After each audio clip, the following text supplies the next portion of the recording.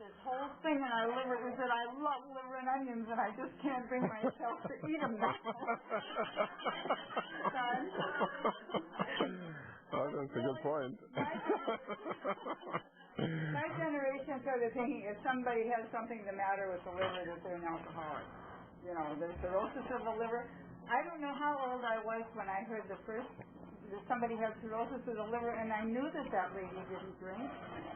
And I just couldn't figure out how she ever could have gotten it. But there are so many things that affect our livers, and one of the things that I want to share with you is a phone call that I had yesterday morning that I want each and every one of you to think about, because it is the common, ordinary things that we do in our life that can make such a change. And the person that made the phone call is my kid sister, one of my best friends. I don't think we've ever had a fight, and I could have just shot her. She called and said, Joyce, how do you get mildew out of something? And I said, why? And she said, well, somebody gave Cody, that's her grandson, a stroller. It had been in the garage, and it had mildew all over it. And she said, I've had it soaking in the I looked at Heloise, and she said to soak it in the tub in bleach. And some soap, not ammonia. So she said, I put a squirt of basic H in, and the mildew won't come off. And I said, and I went back today and checked. She was the first person I sponsored into Shackle. Did you ever think of trying basic G? She said no. So about 5 minutes later, the phone rang, and she said, I just took the toothbrush and it came all off. Can you imagine how the damage that she did to her liver by using that chlorine bleach in that bathtub, trying to clean this product? And when we go down the stores, I was in the department store or grocery stores, and buy all those things that are so bad for us, what we are doing to our liver. For those of you who haven't met Dr. Nasr, he is my favorite doctor in the whole world and one of my very favorite people. He had his PhD in biochemistry from Egypt before he came to the United States. He worked as a researcher at UCLA, then knew that he just had to get a degree in medicine or nobody would ever listen to him. So he did that. He did his internship at something Presbyterian in Chicago. Then he did his internal medicine and cardiology residencies. And then he's kept studying ever since. He's the smartest person I know, and he treats disease not only with medicine, because we need that too, but God has put the products on this earth so that if we get them, we can heal ourselves.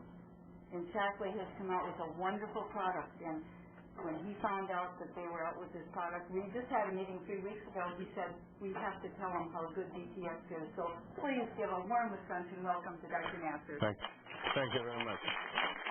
Thank you. I hope the microphone stays someplace here. I'm not going to hold it in my hand. Well, it doesn't. Okay. Let's figure a way for these things here. Okay. Can you hear me? Okay. Thank you. Just commenting about what Joyce said. One of the reasons I have to give a lecture on that is not only DTX. It's a liver disease itself. It's so common and is so much causing problems in our society, and everybody's concentrating on heart problems and cancer, arthritis and everything, and liver was left behind. And actually, if you know, there are 25 million people in the United States have liver disease. 25 million. That is about 10% of the population. That is more than cancer and heart disease or anything else. And the dearest person to me that died from liver disease was my mother. Because when I started with Shaklee in the very beginning, I didn't know she had liver disease because I was not a doctor then. I was teaching in Cairo University. I was doing research on vitamins, doing all of that, but I was not a medical doctor. And then she was treated by doctors for symptoms, sluggishness, tired, fatigue, this and this and this, but nobody really found what's wrong with her. Of course, she is a Muslim, lives in a Muslim country. Alcohol is against the law. So naturally, she doesn't drink alcohol. And she lives far away from pollution. Naturally, she lives right there in the village where there is no pollution. But what happened to her liver? It was an infection. Infection like we have right here. Similar infection like we have these days in our country right here. And that infection selects the liver. And when it selects the liver, it destroys the liver. When it destroys it, eventually the person is going to die from it. And no wonder she died from it at the age of 74. However, she lived all that time when she had the symptoms until then when she was taking the Shaklee products. When I came to the United States, 1968, I started giving her symptoms all the time, but I didn't know it really was a liver problem. I just said, well, she needs it. You know, she kept taking it until, well, I was so busy that I didn't go every year. Sometimes I go every 2 or 3 years. So I don't know how bad she's getting until I got a call that, you know, from somebody, my brother, that your mother in the hospital and she wants to talk to you. And then I said, okay, I talked to her, you know, and then they went to get her from the room, and apparently that hospital she was in, it was a public hospital, not private hospital. So there's no phones in the room, that she has to walk to the nursing station. And then she died that night. Okay. So she wanted to talk to me before she did. And I find out later that the doctors have taken her from all the supplements a year earlier because it's bad for her and cause problems. And put her on drugs. And I don't know if taking her off the vitamins the cause. I don't know if the drugs did it. But all I know, she was doing much better on the program she was on. Because when I left Egypt, I remember that her enzymes were so high, liver enzymes, and I remember a few years later when they repeated it was normal enzymes. So she was been progressing, doing better. Then about a year ago, this was about 4 years ago, then a year ago I get a call that you got to come, your uncle wants to see you. I said, my uncle's Supreme Justice, and I said, well, what's the matter? You know, I didn't know because he's very close to me. I helped with him in many lawsuits in the Supreme Court.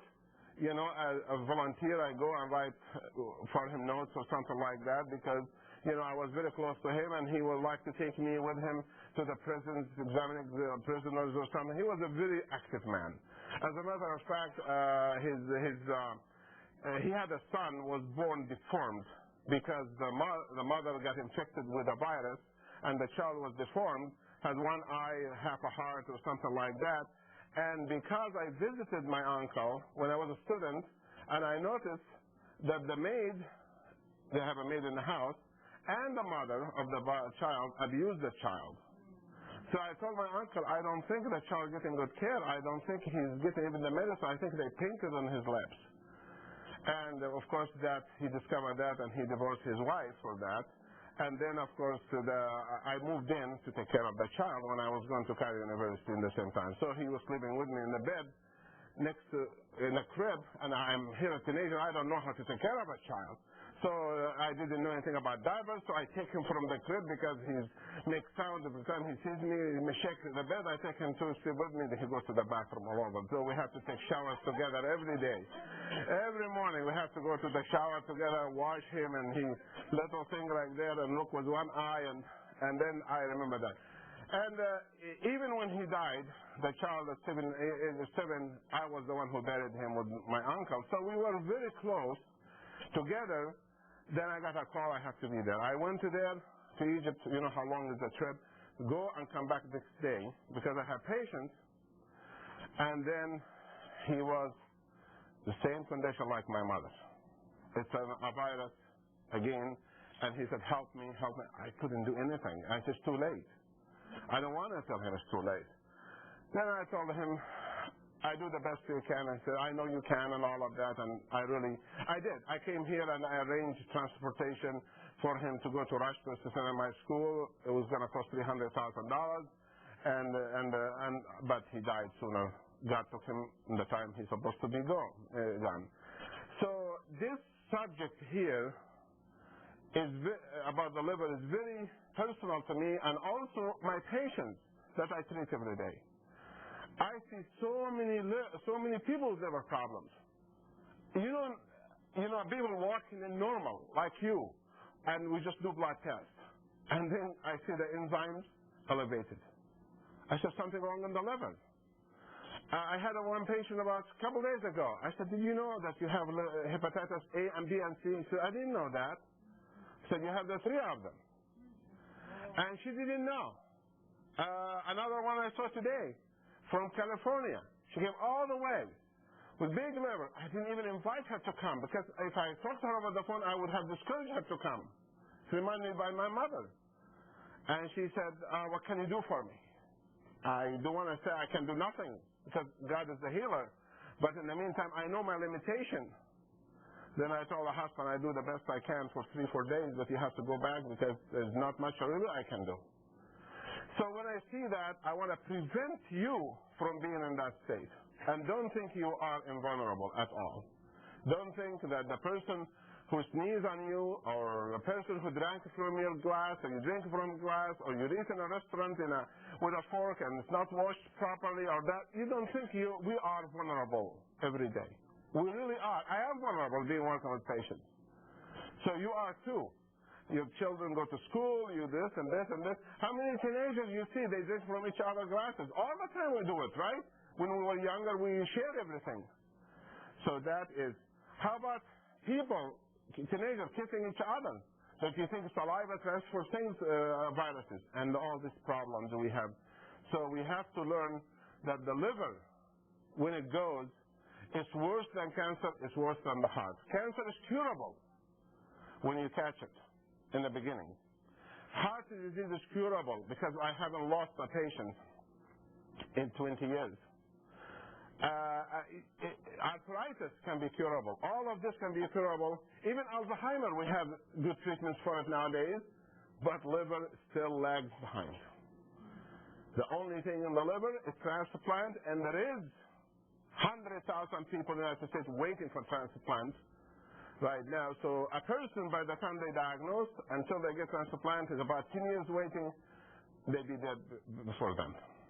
So the best thing is prevention. And when DTX came out, I said, I knew about it before it came out. I knew lots of things before I come out, Shaklee come out with it. I knew how important they are. But I tell the patient to eat them, general food and stuff like that, until some company like Shaklee come out with a product, then I recommended that product. And the reason I recommend that product is because I know scientifically that it does help. It's not a magic cure, but it has shown through research that it does. If my mother would have taken it, she would have had about 30 to 40% chance of getting cured. And that is a very good success rate. And she did not have that chance. So the subject is very complicated and very difficult because liver itself is very difficult. Then I had to spend several hours actually preparing for the lecture. I have to sit in the car for 20 minutes to go over it again, and then probably I will never remember anything I wrote anyway. I'm just come out with anything in my mind right now.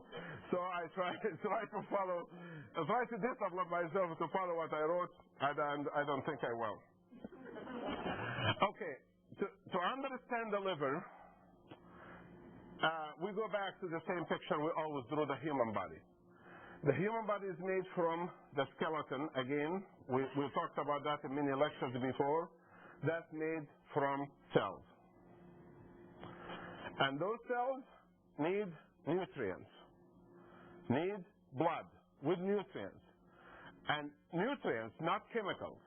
They need nutrients, which is the protein, the carbohydrate, the fat, the good stuff, and the vitamins, the water, and the mineral, and oxygen, and some hormones, and some enzymes.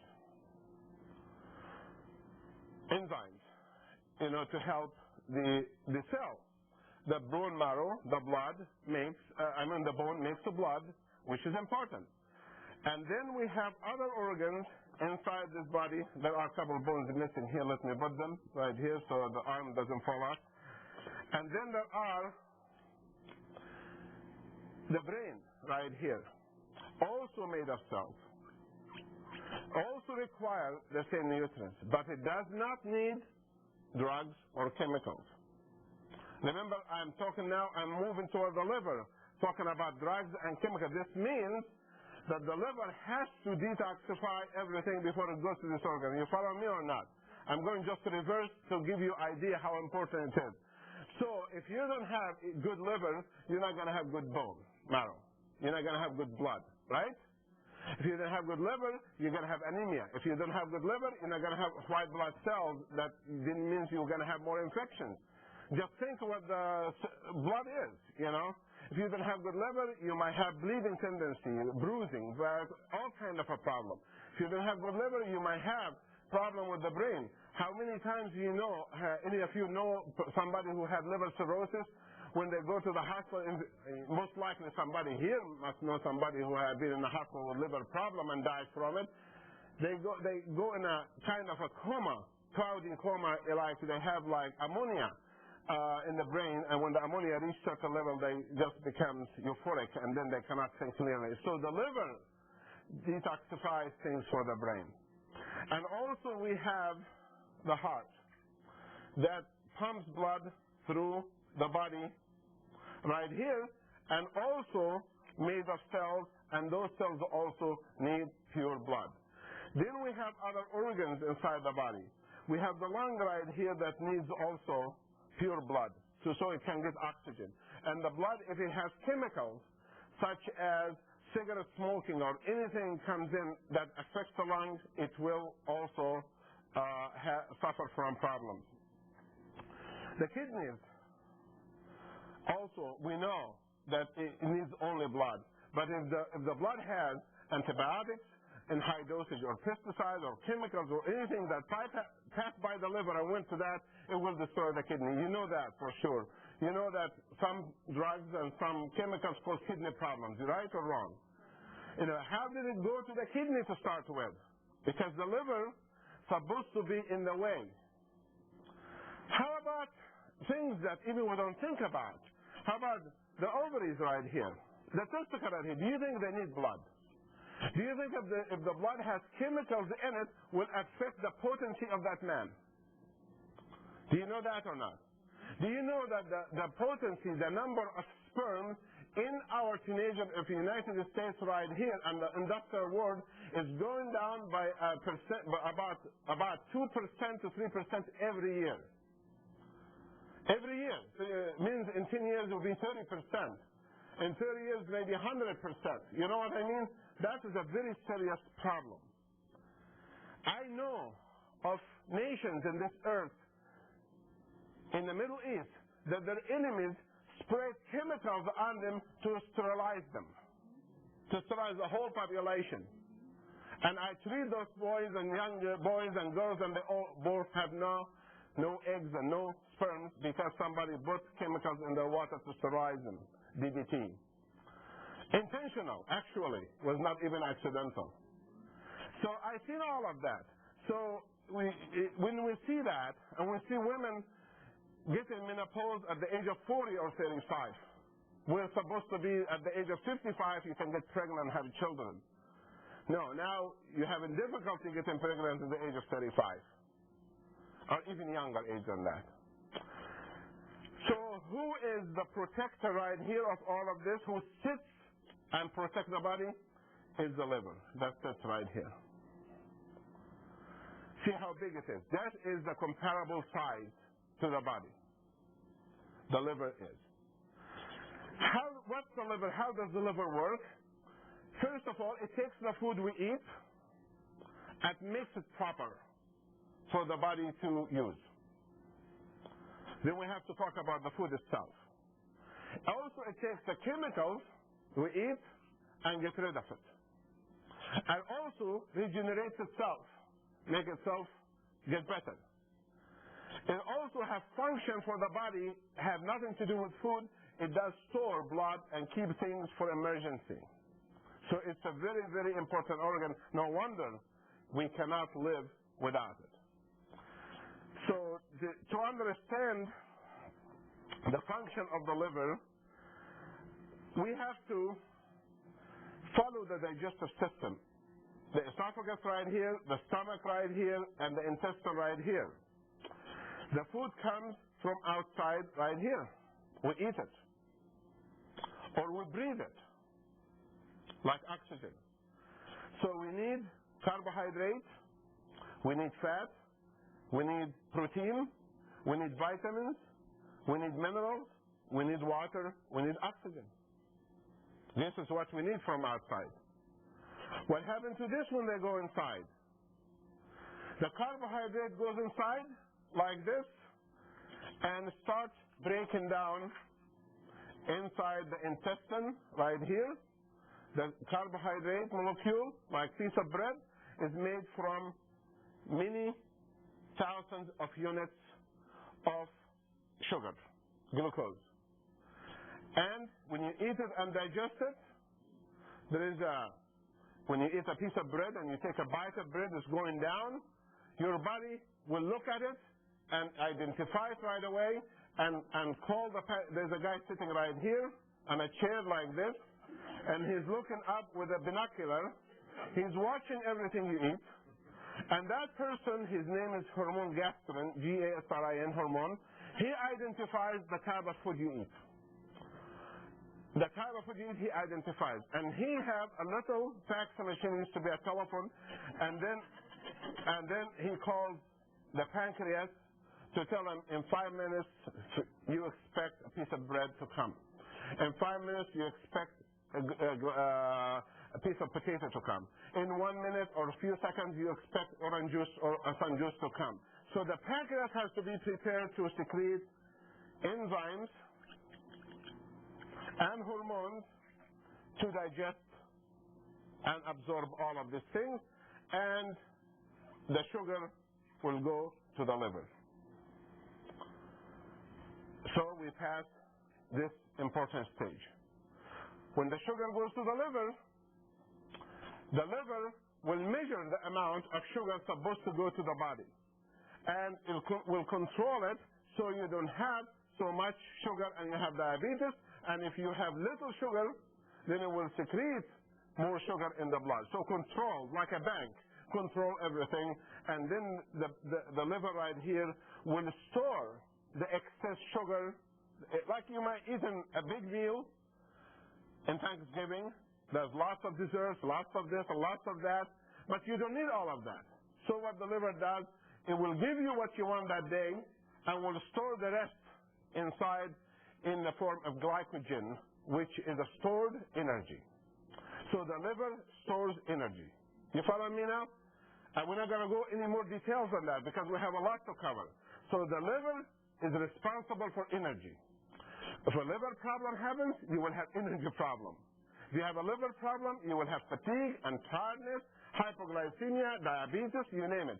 The liver will be responsible, one of the responsible organs for that. Besides the carbohydrates, also, we have other food we have to eat. Protein, also made from units called what?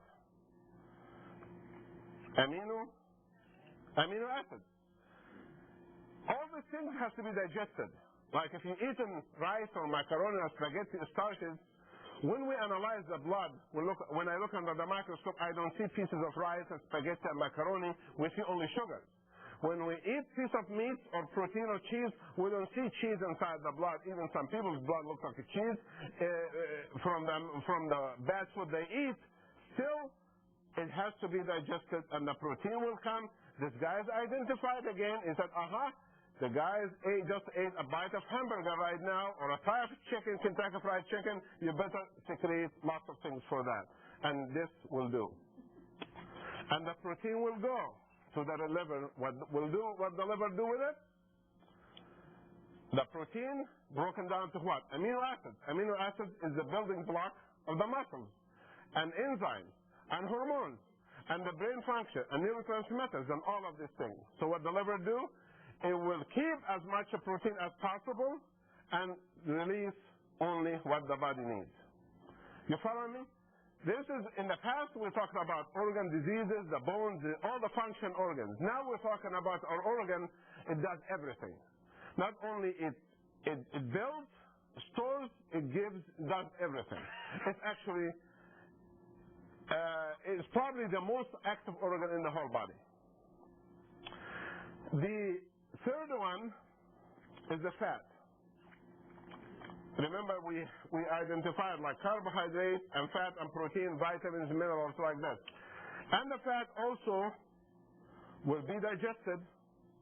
And then this guy here realized there is fat coming or oil coming, and enzyme will come out, and the fat will go as LDL. The fat will go in as LDL. Is LDL good or bad?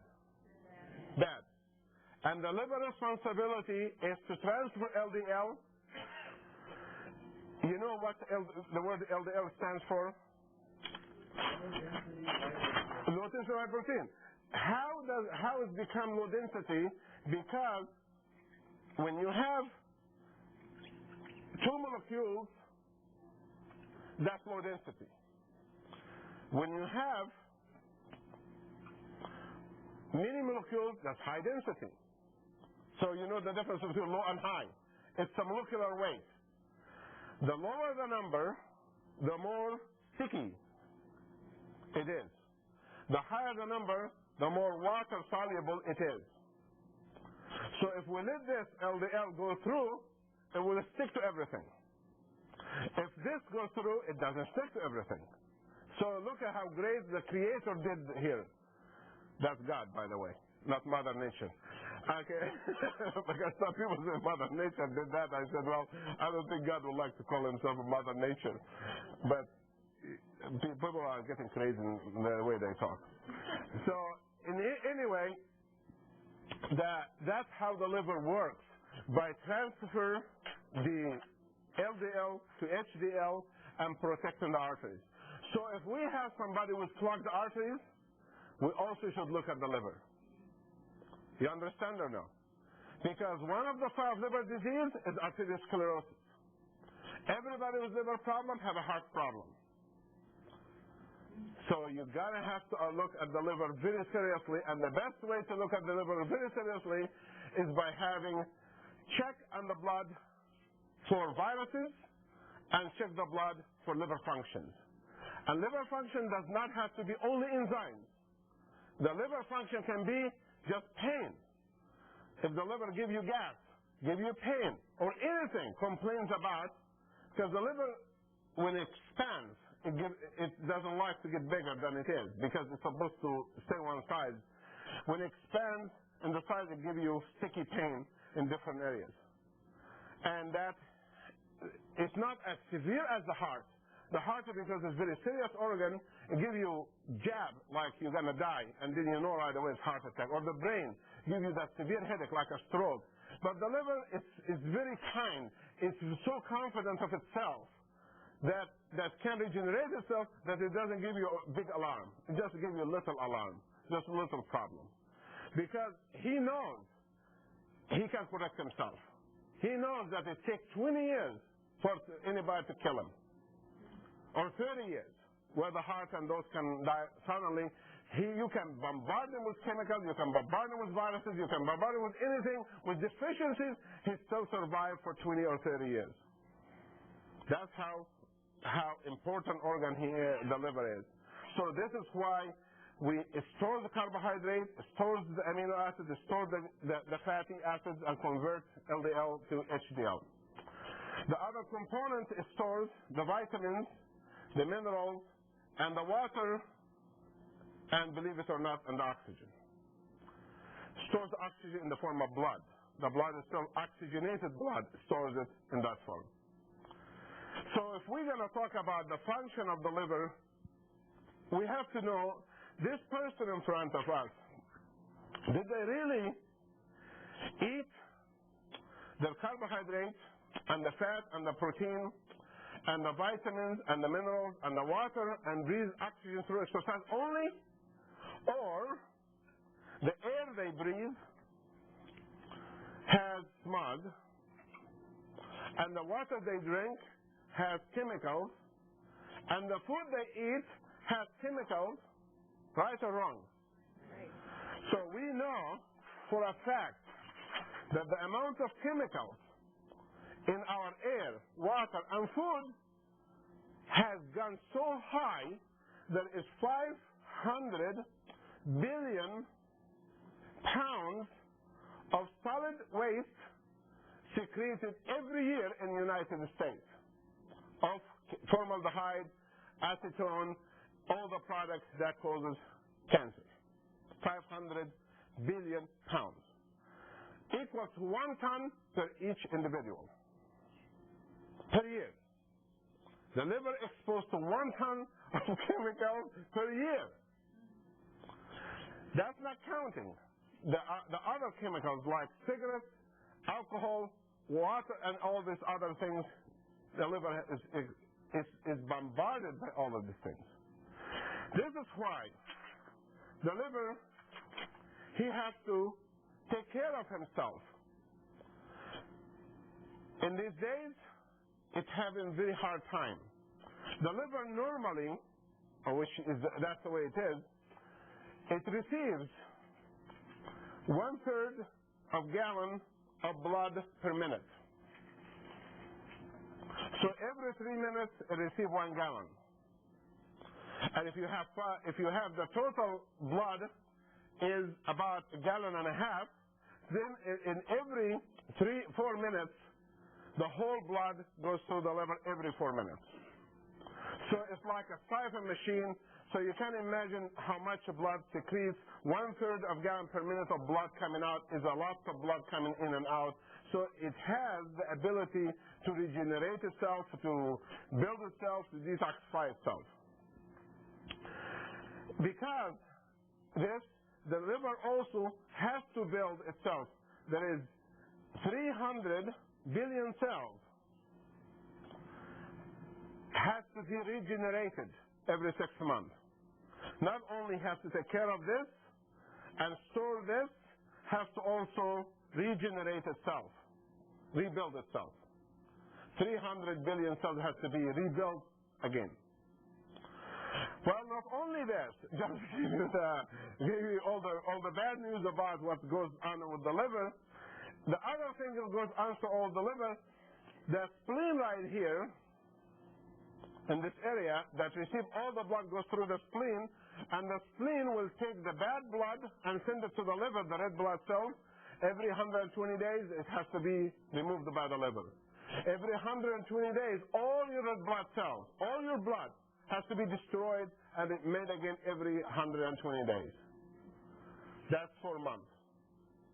That's what makes the stool dark brown, is the blood in it.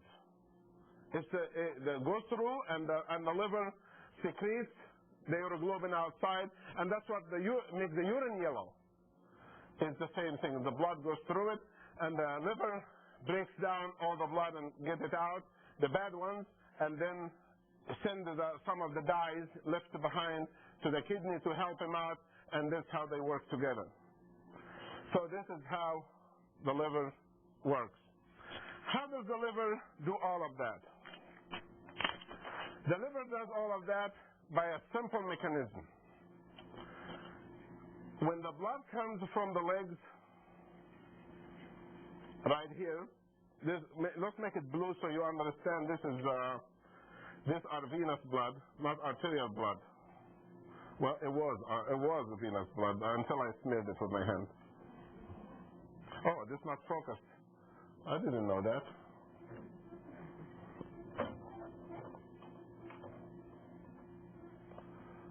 Maybe that's better.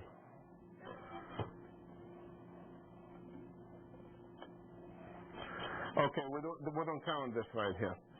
The blood comes out from the legs, taking all the infections in the toes, taking all the chemicals that the leg makes, and passes by the urine area, passes by the bladder, and by the uterus, and by all these organs here, and drains all the chemicals from it, passes by the bowels, and take all the food and the chemicals with it, and send all of these things right here. This is all the drainage through the liver. And there is a canal right here in the liver. All the blood has to go through. And the way the liver works is by having specialized, like this is the main street right here, and the little houses right here on both sides. Each house has a little door right here. And in front of the house sits the owner of the house. Sits right here in front of his house. And this here, these cells called the Kupfer cells of the liver, and those are the antioxidants that sits around, which is specialized cells. When the blood goes through, they identify everything. They say, okay, what did you bring us from the intestine?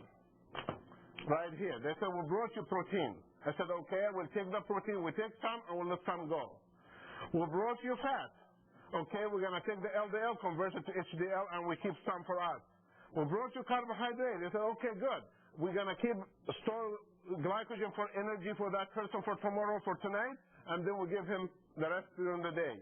And we have vitamins. It's okay, good. I store the extra vitamin just to give him what he needs that day. And minerals. We store the minerals. And water, okay, I need it because I have to make some blood, and so on, so on, so on. You're following me? All the functions right here. But all of a sudden, he said, what is this thing coming right here? Oh, there's a drug. That's a chemical coming. Then immediately, they take all these chemicals. Those guys, they take all the chemicals with their hands from here, and they put it in the alley behind this house right here. There's an alley right here where the garbage man comes in, and then put it in a big dumpster right here, and that's called the gallbladder. And then the gallbladder gets full with waste, and then when you eat fat, the gallbladder will secrete the waste to digest the fat. So even during the detoxification process, the bile comes out and mixes with the grease, with oil we eat. You know, you cannot absorb oil, right? So actually mixes with, when you mix bile with oil, it makes soap. That is how the soap was made. The soap was made from bile in the very origin. When man discovered a long time ago that in a place where they have the slaughterhouses, and they kill the animal, and they take the bitter tasting stuff called the bile, the gallbladder, they put it in one container so it doesn't mix with the meat, and they have grease all over the floor. Something happened that the whole thing spilled on the floor, and next day they find this area was clean. It was soap, and it was clean. Then they discover if we mix that with a little bit of dirt or flowers, we have soap bars. And that is how the soap bars still until now made in Egypt, in the rural area by the pyramids, and this area right there, they still make it from that, and they have little brown thing right here, and they use it for cleaning themselves, and made from bile and fat together. This is this process called saponification. As a matter of fact, the process of of digestion phase called saponification from soap. Saponification, like soaping the fat. So when you don't have a good gallbladder, which by the way, there are 10 million, there's more than that. I think it is about 30 million, not 10 million, people in the United States have gallbladder problems, gallbladder stones especially, because the gallbladder is not receiving the right food, the right stuff. It receives lots of cholesterol, lots of LDL, and that bad cholesterol crystallizes, sticks together and makes the stones that we hear about. Gallbladder stone made from that. This is why we have to figure a way to help that level. So to summarize what I just said, I put it in a few orders so I don't forget. See, I'm following what I say. So the liver makes the bile, makes the glycogen, makes the HDL, makes enzymes, and then have a reserve for vitamins, for minerals, and for blood, and also does detoxification. We already talked about all of these things. That's why I have them in order right here so we don't have. Joyce said in the beginning that everybody thinks when you have a liver problem, it's alcohol. It is true, alcohol is a big problem in this country. Alcohol should be a legal drug. It should be as illegal. It should be by prescription. It should be only prescribed as a drug, like cigarettes should be also prescribed as a drug. And like marijuana should be prescribed as a drug. We should not have the freedom to put anything we want in the market. We should have that freedom at all. We are a free society, but not free to intoxicate the whole society. You follow me or not? Because those children exposed to alcohol, and that they didn't ask for it. You forced them to drink. You force them to drink by number one, putting ads on the TV saying, if somebody comes to you with water, if you're thirsty, don't drink it. Drink alcohol instead. Did you know there was ads on TV like that 2 years ago? The guy was in the desert, and somebody gave him a cold water to drink, and he said, no, I want straw beer. Remember that? What do you think about the children who watch that ad? If you are a child, what do you think you would drink? I took the ad, showed it to children in school, and between the age of 7 to 10, and I said to them, what would you drink if you're thirsty? 10 out of 10 say beer, straw beer. So that's the first thing. And they said to the parents, it's your problem. You should turn the TV off. Gosh, we have to work. And you have it in the TV all the time. And the stores, they have it in the shelf. The kids can see that. And the bars every place. Anybody can walk in that. And the worst of all, you tell them, only when you get to be 18 you can drink.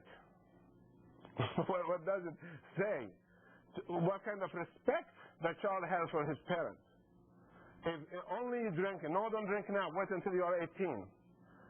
It's a message, conflict message right here. You have to tell them, no, this is a drug, this is a drug, this is a drug. You don't touch this, you don't drink the Coke, you don't drink the Pepsi, you don't drink the alcohol, you don't take drugs, you don't do that, period. And then when you do that, he will have problem with his friends in school. They will make him feel bad. That's true. But the child will find a good friend from the bad friend. He will select. I have children too. And I've been through the same thing. But I taught them from young. I take them to my lectures to sit with the people. Listen, when they were kids. And right now, both girls I have, they're very much involved in nutrition. And they are in college, and one of them, she's in UCLA, and she was presenting a paper. And she started taking Shaklee products, and she liked it, and she makes her paper on Shaklee vitamins and presents it to the teacher. And she is 23 years old, and she's presenting, she's in college. She didn't think a big thing about it. I'm going to say what I want. And then surprisingly, she got A. and her paper. But when you teach them right, they will transfer the message. And only, you know what? It only takes a few good people to change the world. It takes few bad people to influence the world. It takes a few good people to influence the world. So it is good against evil all the time. And the evil right now we have is the big companies and the government itself. The system itself that allows straw beer ad to go out like this, that's a criminal act. But how are you gonna fight a big gang? A mob. How do you fight a mob?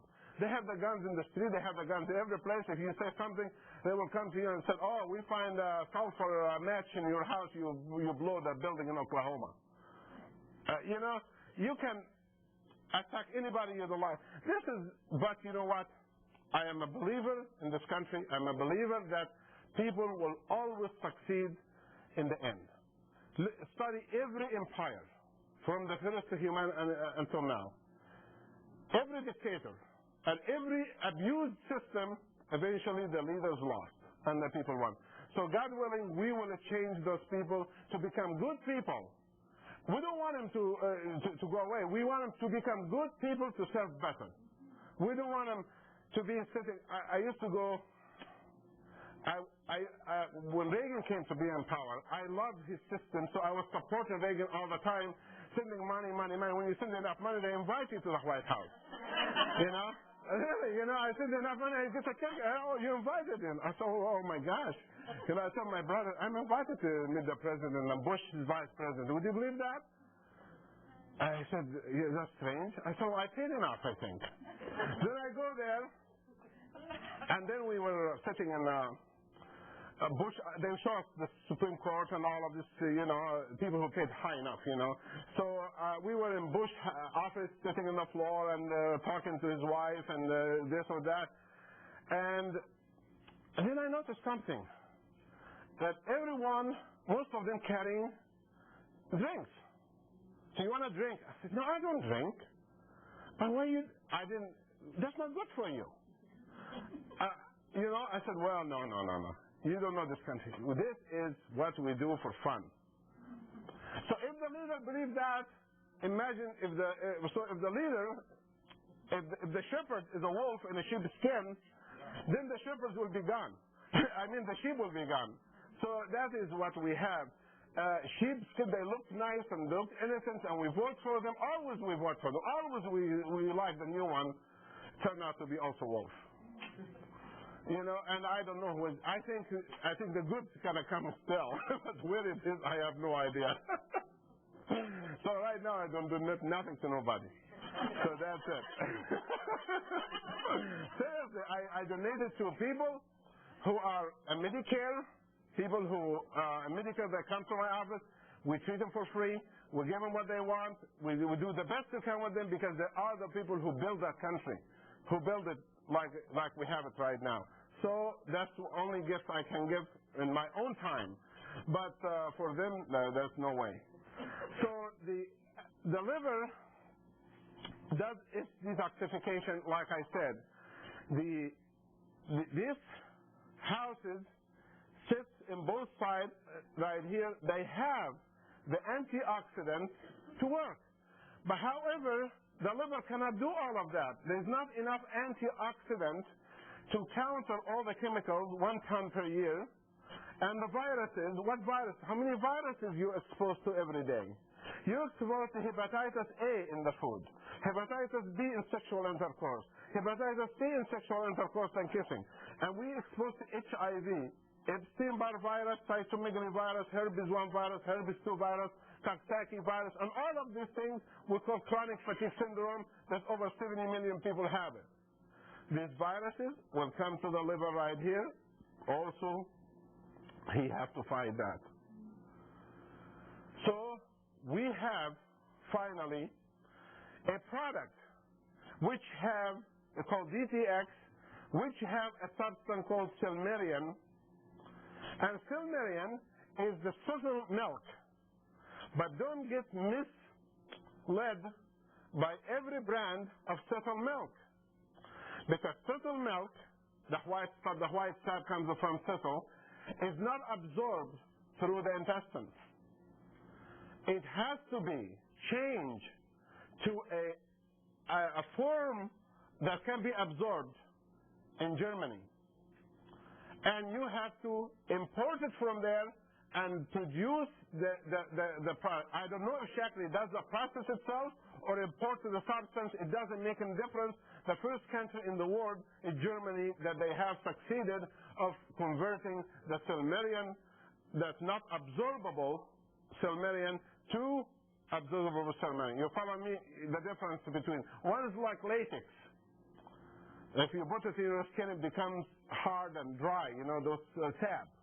And the other is water soluble. You can put it in pills or capsules. And lots of the product in the market I have seen, they are not, they just taken the thistle itself and making it in that, and they said it has Silmarian in it.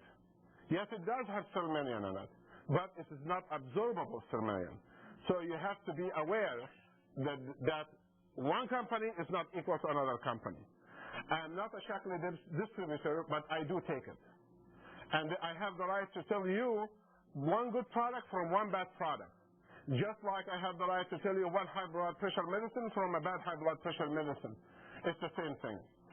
So this Silmarian came in the market and started showing signs of big hope against hepatitis A, hepatitis B, hepatitis C, and chronic fatigue syndrome, and even liver cirrhosis. And to try to prove that, there are so much research being done, and I didn't have enough time to go through all the papers I have about it, so I selected some of them just to talk about. For example,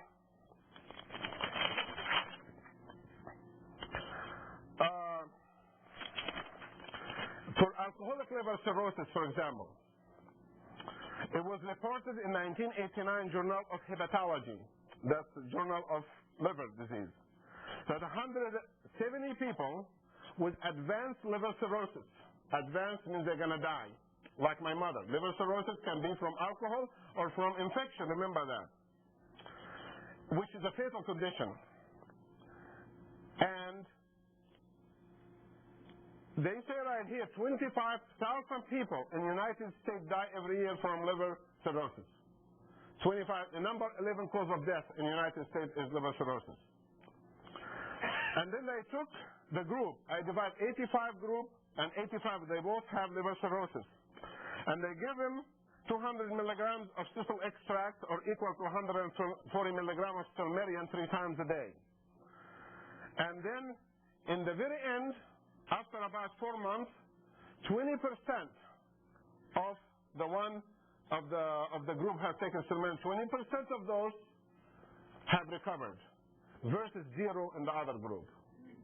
So that you cannot ask me how come it's not 100%, because statistically 20% is a big success against a fatal disease. If I tell you we've discovered something that cures 20% of breast cancer, you know it's a big success. Because chemotherapy, it cures 1%. So you know that is a significant study. The other one, which was significant to also study, the Biscab mushroom poisoning. It's a mushroom poison. They took it in the study, and they give the mushroom poison to animals. And they divided the animals in 2 groups. And one group took thistle milk, and the other group did not. And the results were the same. There was more recovery. And also they have done it on human beings, not intentionally. In one German hospital, 60 people came in with poisoning. They ate the mushroom by accident themselves. And they have the 30 in one group, 30 in another group, and this group they give them Silmarian, and the other group they didn't give him. And the same thing, the one they took the Silmarian, all of them recovered, and the others, some of them did not recover. Third thing is hepatitis study. The hepatitis A and B and C were done study on 77 people, and they find significant improvement against hepatitis A, B, and C. And you know hepatitis C especially, and now we have D and E, new hepatitis now we discovered. So apparently there are more hepatitis we don't know yet.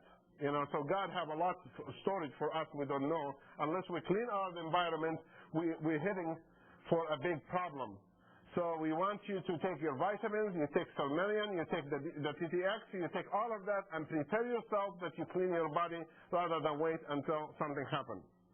Hepatitis A and B and C, they have 77 people, were divided in two groups, and then I told you the study. Also gallbladder stones, they did have the people with gallbladder stones on 420 milligrams of Salmelian a day, and the people who have 420 milligrams are more HDL and low LDL than the ones who did not have more LDL and low HDL. So that's the only difference. There was no difference in vitamin A and B and C. The only difference was Salmelian was added. Are you following me or no? So you cannot say it was vitamins did that.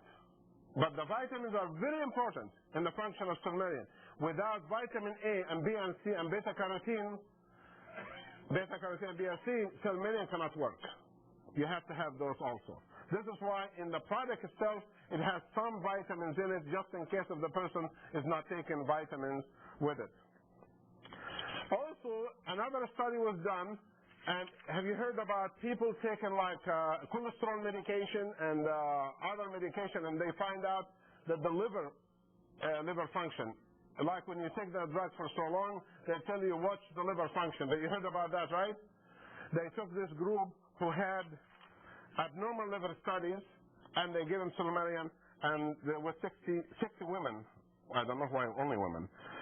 But there were 6 women, and then 52% showed significant improvement of the liver function after they took the Salmelian.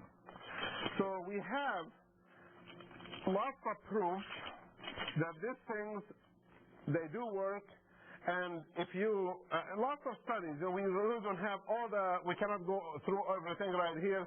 We just have to say, the final thing we have to say right here, that for liver, we have to do 4 different things to improve the liver. First of all, you have to have the proper diagnosis that what is actually wrong with you, with your liver. Then, Salmelian has to be used according to what you have. If you have just touch of virus, touch of chronic fatigue, that you might take 1 or 2 a day. I have a patient who has hepatitis C, he's a fireman in Chicago. I have him in 12 a day. Because why? Because he is waiting to die. He is so advanced that, and he had to wait 10 years for liver transplant, and he had smaller children. I looked at him, I looked at children, I said, God help me with this guy. And when I'm treating him, Shakra comes out with DTX. I called him right away. I said, good news. There is a product right now we can add. He said, when? I said, you go call the person you buy from and tell him I want DTX, I want to take 12 a day. And he's on that. Number 2, you have to have the proper protein. Vegetable protein is better than animal protein for the liver. And the proper carbohydrate. Starches are better than sugars. Proper fat. Oil is better than margarine or saturated fat. And you have to take your vitamins, especially the antioxidant, beta-carotene, vitamin E, and vitamin C. You heard all this before, so I'm just repeating it. You have to take the minerals, you have to drink enough water, and you have to have enough fibers. Why fibers? You heard about some people talking about fibers nowadays for weight loss. They sell fibers for weight loss. This is very misleading. I think if you eat enough salad with the meal, and take about 2 or 3 fiber tablets with the meal, if you have fatty meal with it, you will absorb about 60% of the fat you ate with the meal and will come out, and you will not bombard the liver with so much of saturated fatty acids. The third thing you have to do is exercise. Exercise is very good for the liver because the more exercise you do, the more blood goes through the liver, the more detoxification, the more regeneration. And then detoxification itself. We have to detoxify the liver, and this is detoxification with Silmarian, but different from that. In this detoxification, you have to look at your air you breathe in the house and clean it, the water you drink at home and clean it, and the food you eat and clean it. Also, you have to avoid, as much as you can, please avoid drugs, avoid alcohol, avoid as much as you can. I know lots of you is in the habit of listening to the lecture and go home and have a beer. You know, I know that. But try to break the habit. If you're smoking, try to break the habit and try to clean, because when you die and I pass by your grave, I'm not going to even say hello to you. You know, you're the one who lost, not me. So this is the advice. I don't get paid to say this lecture. I don't get paid to come right here. I don't need new patients. You know, I have enough in my practice, but I'm just saying it. And also Joyce, the same thing. She doesn't benefit from all of that, except the more you teach a few group people like this, and this group teach other, we're going to have better society. So this is the detoxification. And in our patients, we give them IV to detoxify them more. We give them intravenous stuff to build them up, because patients with liver disease do not absorb their vitamins very well, because they develop fluid in the abdomen and ascites, and they have problems. I think that's it for the lecture today. I don't know what time it is, but I'm going to give you enough time to ask question and answer, have question and answers, and then this way we have everything on the tape. So anybody have a question? Yes, sir. Yeah, I had, I think I told you this before, I had a liver transplant. I'm planning on taking this detox. Excellent. I still have hepatitis C. I'm assuming I still do. Right? I mean, I'm not. Yeah, but even if you have hepatitis C, when you had the liver transplant, you already most of the hepatitis C already concentrated in the liver. They do not go someplace else. So when they took the liver out, they took most of the hepatitis C out with it. So the few swimming in the blood, the new liver is able to handle that and kill them. What about vitamins in general? I mean, they're giving me stuff to suppress my immune system, so I don't reject the liver. Yes. And I'm doing everything I can do to improve my immune system. Am I fighting them? Or? No, you're not fighting them at all, because they want to suppress the immune system. They're not suppressing all the immune system. They're suppressing only part of the immune system that fights foreign objects. But actually you're going to win in the end. If you continue to take the vitamins and no alcohol, and continue to listen to your doctor, take the right amount of chemo they give you, because you will reject it if you don't take the chemo, I think you can go on for 50 years and no problem. You know, 50 more years with no problem, because we know little chemo is okay to suppress the immune system a little bit, because the liver is a big problem. If you don't have it, you will be dead. So it's a choice between chemo, little chemo, or life. So I think this is the right approach. You're doing the right thing. Nobody in front of yes. In the early 70s, I still have the hepatitis, but steroids were used a lot by the gastrointestinal. Is there been a change in that? No, actually, steroids are still used mildly, not as much, because when the liver gets so big, it pushes the heart, it pushes the lung, it pushes everything aside. So you want to shrink it a little bit. But you can only use it for about a week or 2 weeks, and you have to stop anyway. You cannot use it for a long time. It's just for acute stages. But for chronic active hepatitis, no. It doesn't work. I know what you mean. Chronic active hepatitis, the steroids been used, but eventually they will have problems, because that's not the answer. The answer is what I said in the lecture right here, not the steroids.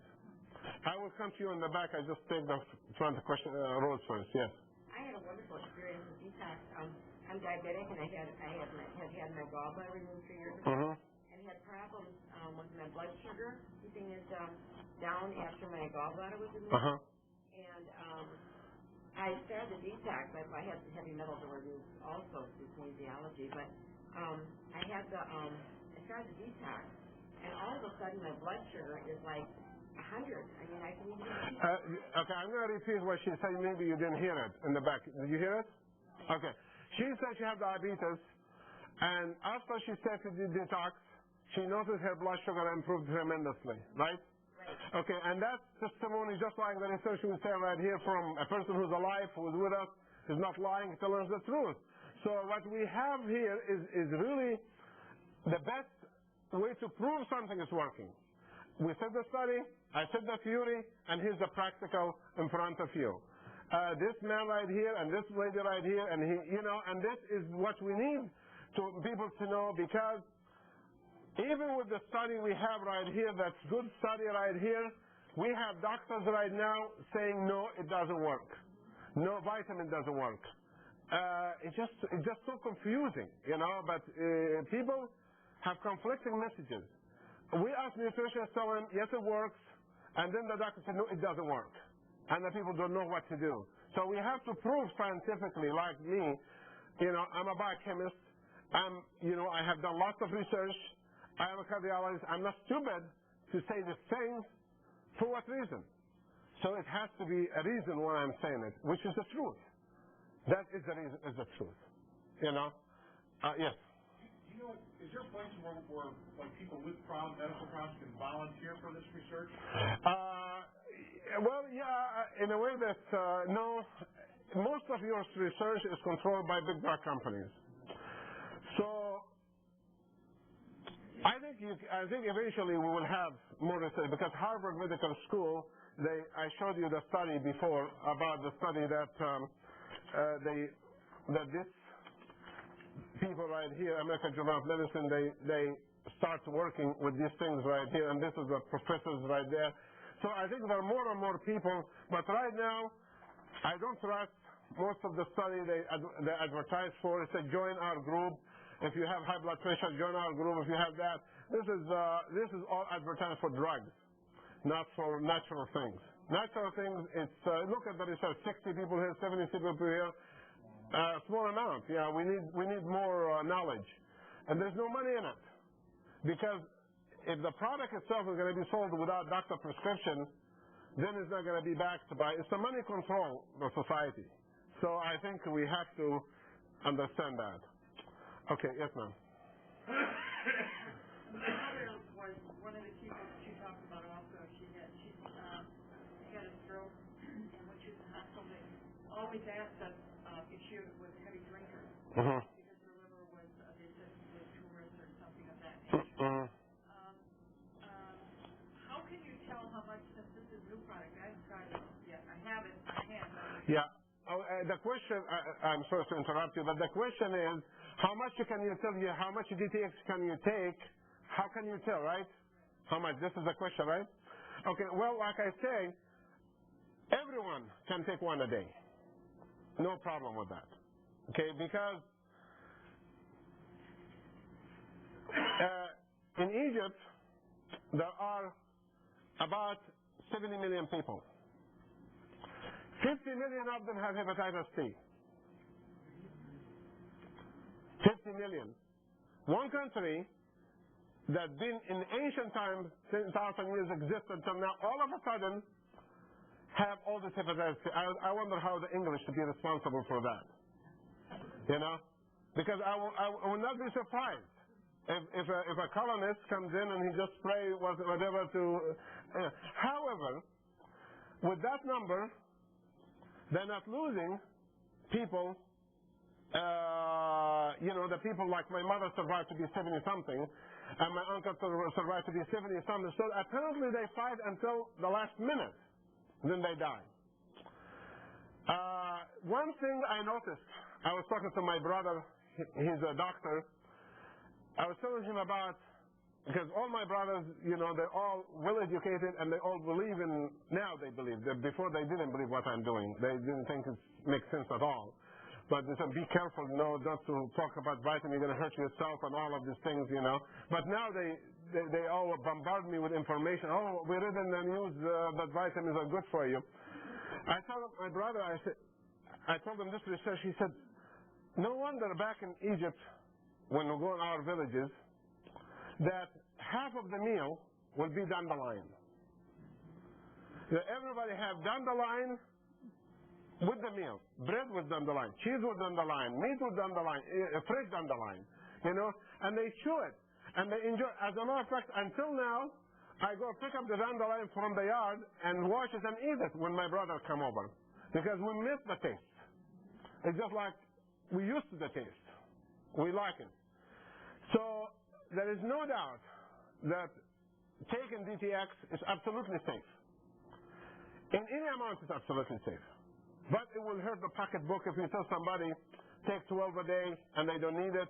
I rather say take 1 or 2 only, and then if you want to increase it, you better get some study done and see what you have exactly before you, because you have the vitamin E, you have the vitamin C, you have the beta carotene, you have the Vitalia, you have the calcium, you have the magnesium. You have to buy all these products too, So one has to divert everything to the budget of the family. What do I do with my patients when they come for this time? Before I know what's wrong with them, I tell them, take the minimal amount of everything. But don't take so much of one and none of the others.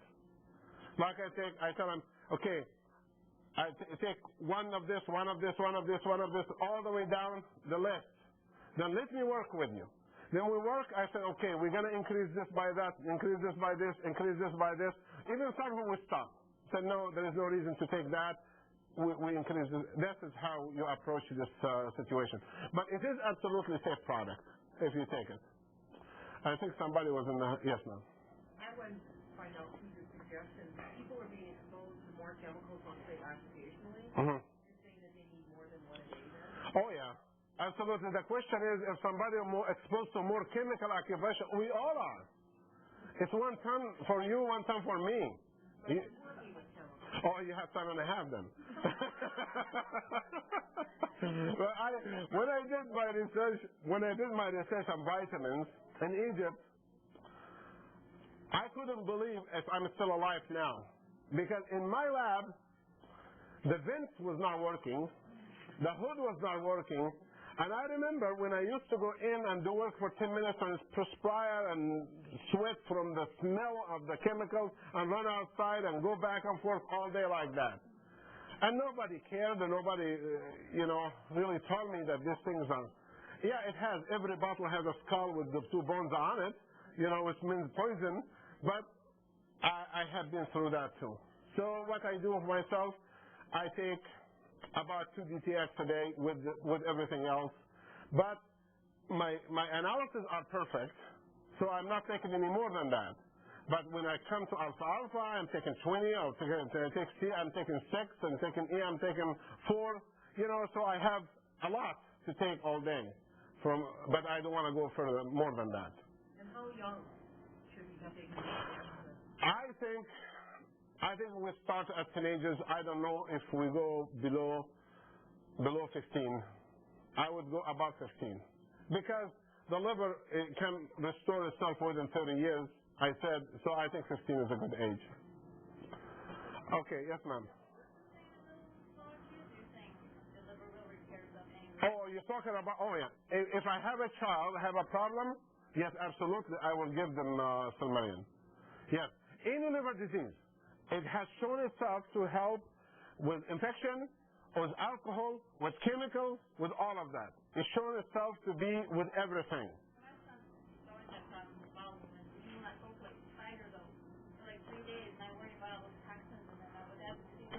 Okay, the question right here, her son had problem with bowel movements. I don't think this is the right approach. The right approach to find the right proper diagnosis why he's constipated. Could be hormonal, could be lack of fibers, could be lack of water, could be lack of exercise. No, I don't think so. I don't think anybody is stubborn about fight or flight. Food is uncontrolled. It is not stubborn. You tell them it's not the only child in the United States. There are lots of children that don't have constipation. So I don't think the doctor is right. I think there is a medical problem It could be megacolon. It could be some, I can't really go through everything right now in gastroenterology, but your child should have, if you have record for him, I can look at it and tell you what should be done.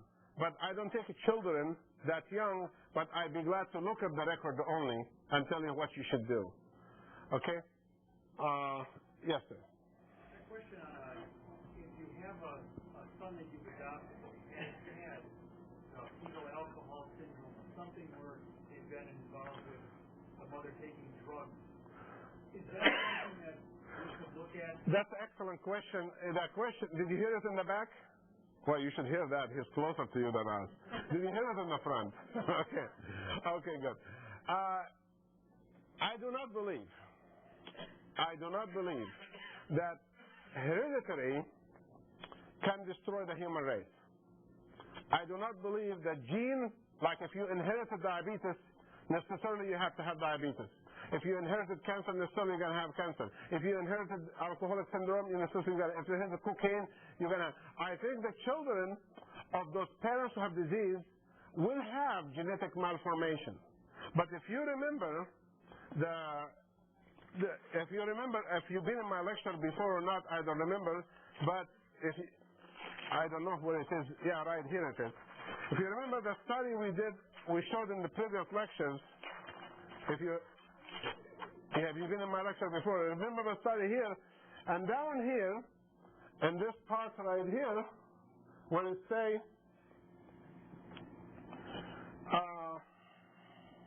right here.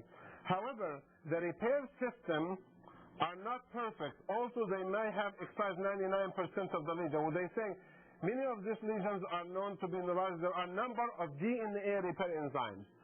So there are DNA repair, that's genetic you're talking about here. DNA repair enzymes in the human body. Their job is to repair the bad genes to good genes. So it is, I think this theories about hereditary and genes, we're getting overwhelmed with it and leaving nutrition, leaving the thing we can cure. We cannot cure my parents if they were alcoholic. What can I do about it? I need to know what to do now about it. Not your father gave it to you, you live with it. Or you're drinking so much, because your father, so go ahead and drink so much. Giving the excuses to people, just a license to be bad. You follow me? No, I tell him, no, it's your problem. He says, that's my parents, that's still your problem, because you have to take your vitamins. Yeah, those children, definitely, they have to take the nutrition approach, and they'll be fine. They'll be fine, absolutely fine. Because nobody is perfect. We all have genetic malformation. Every one of us. Adam, when he was running from volcanoes and running in front of dinosaurs and all of that, he must have some gene damage from breathing all the sulfur dioxide and carbon monoxide. But we survived until we came out of it. Right? We are a strong race to survive because we have to see the judgment day. We have to be judged. We have to have that. If you believe in God, you believe in the hereafter and all of that, this is the story I believe in. So if we believe in that, then we have to believe in faith that we're going to survive. And maybe the knowledge that we discuss right now, is by the will of God. We're doing that to help each other. That's a possibility. That we guided to do good things because we have to do good things. So I'm going to take this question right here. Yes. I know a couple who has a baby that has had liver problems, I believe right from the start. And I know he's on a list for the transplant. He can only eat a certain formula. Now, will DTX help him? Question is, a baby, how old is the baby? It's a year now. 1 year old and was born with a liver problem. Would DTX help the baby? I think DTX will not help that baby because he is born with a damaged liver. The liver itself was not formed properly during the pregnancy. So that liver has to be, it didn't have a chance to grow big with the person. So I don't think it will help him. Will help that child. Yes, ma'am. When a chemotherapy is used with autoimmune diseases, what do you think of that idea? And if that is done, how many DTX do they need to counteract that? want, you really cannot count. There is no correlation between countering the chemotherapy versus the DTX. The chemotherapy itself will do its job regardless of what you take. And the DTX and the antioxidants will protect you as long as you take it. So you have both of them. If you take too much chemotherapy, then it will kill the person regardless of what they take. And if we don't give them enough, that the chemotherapy will do the same. So I would say that if I'm taking chemotherapy, probably I will take about 3-4 a day of DTX. That's a fair amount. Is 7 milligrams of methotrexate considered low or high? A week. A day? A week. I consider low. It's a low dose. In the back here, some questions in the back. Anybody have any questions? Yeah, you have to take it all your life? Oh, what's that? DTX? Yeah, as long as you live, if you want to live. Yes. Can pregnant women take DTX? Can pregnant women take DTX? If they can eat down the line, they can take DTX, yes. Okay, thank you very much, and you have a good night. I'm going to give you my phone number. If you have a question I didn't answer, it's 847-356-9009. Okay. It's 847-356-9009. And if you have any question, I'd be glad to answer it. And I'm going to be leaving right away because I have to be at work early morning. When is going to be next? Oh, the next lecture he's going to talk about.